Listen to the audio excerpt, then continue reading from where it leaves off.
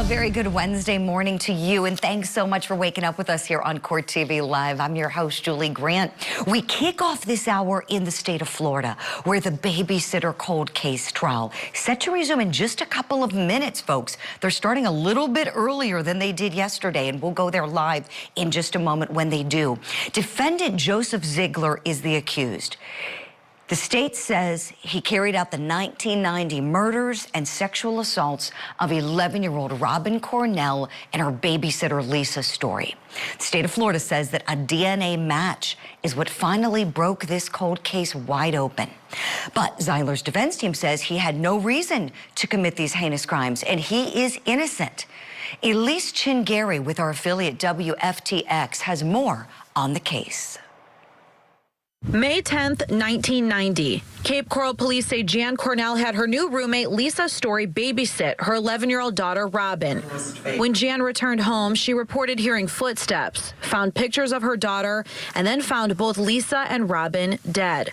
Police said they'd been suffocated and sexually assaulted, and items had been stolen. DNA was collected at the scene, and for the next 26 years, the investigation ran cold until 2016. When Cape Coral police credited a national DNA database as they announced Joseph Zieler's arrest. Key in the arrest, police said, was a 2009 Florida law requiring anyone arrested for a felony have a DNA sample taken. That happened to Zieler after a 2016 arrest for aggravated battery against his son.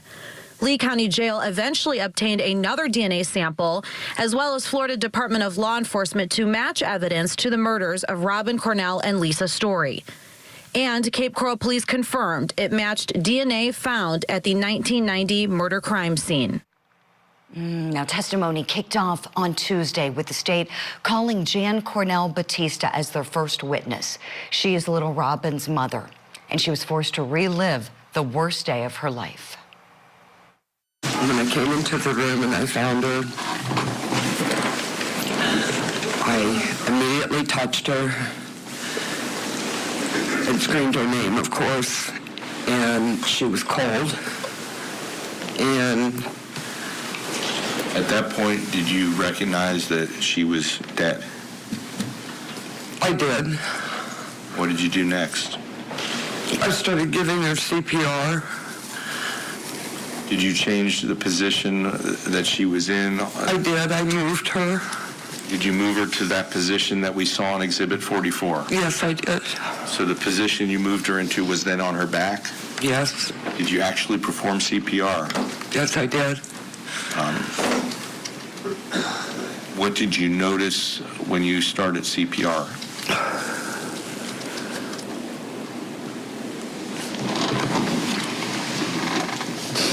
That she had a lot of congestion, like she had really been crying. Congestion from where? Her nose, but then when I gave her breath, I could hear her lungs aspirate. And I knew she was dead then. What did you do next?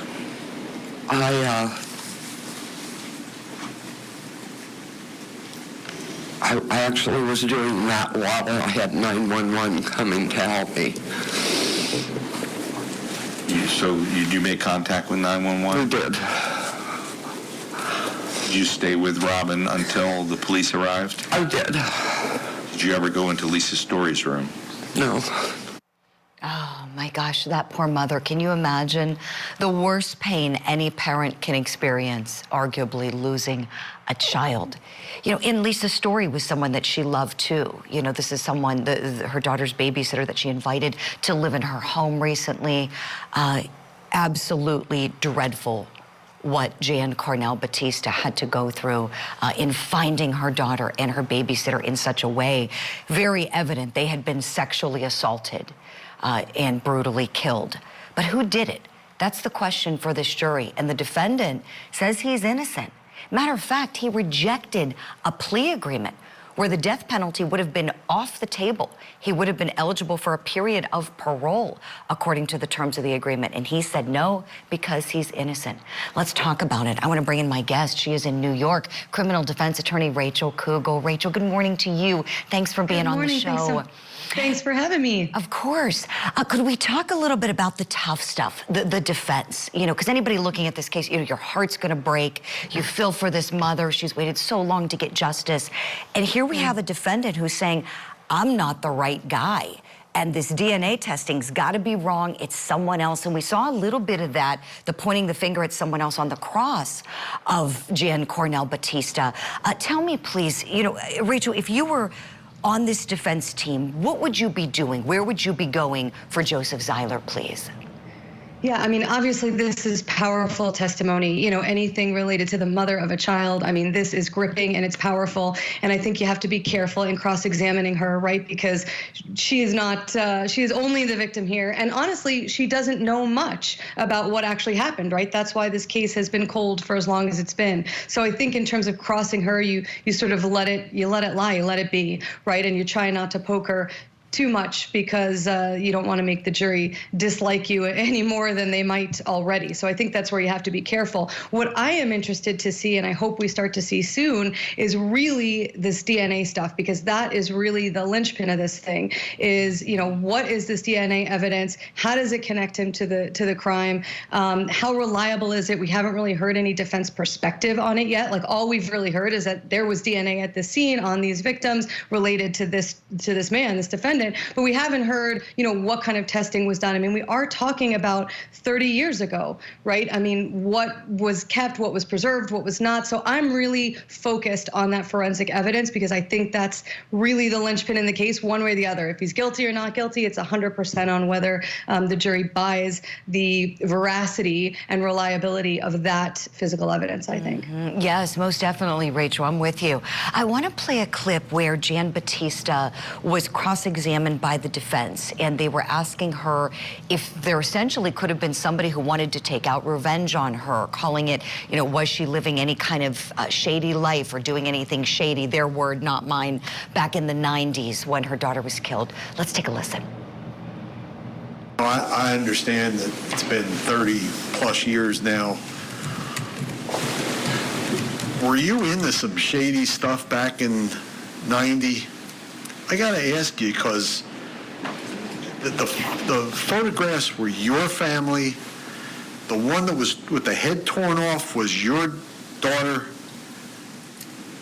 This sounds like somebody was telling you something.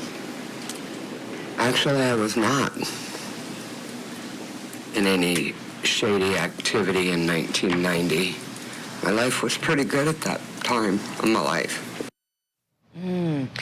So defense counsel, even just asking the question, Rachel, I think was able to make a point, at least put something in the minds of the jurors. Went on to ask about a couple other things, like 3 empty beer cans by 11-year-old Lisa's bed.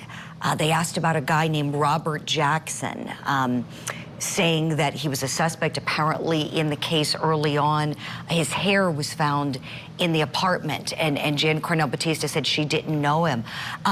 What do you think about how this attorney did the cross and what he was able to elicit or at least say in front of the jury?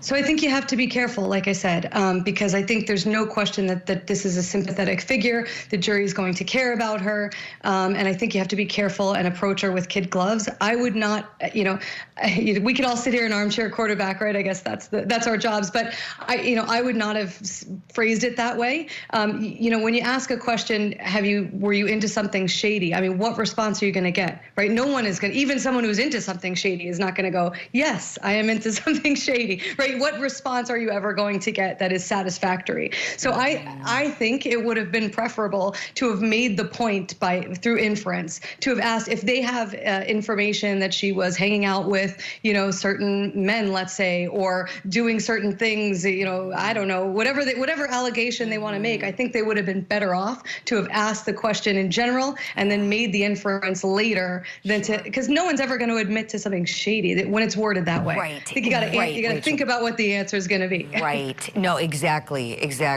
And I want to correct myself. I misspoke. The beer cans were by Lisa Story's bed. So the adult babysitter. I misspoke there. But she said she didn't know that. But it's still, it still makes the point that they're saying, okay, so you left your child with somebody who perhaps could have been drinking. That's the inference they were going for. So not good there. But this poor mother and what she's been through.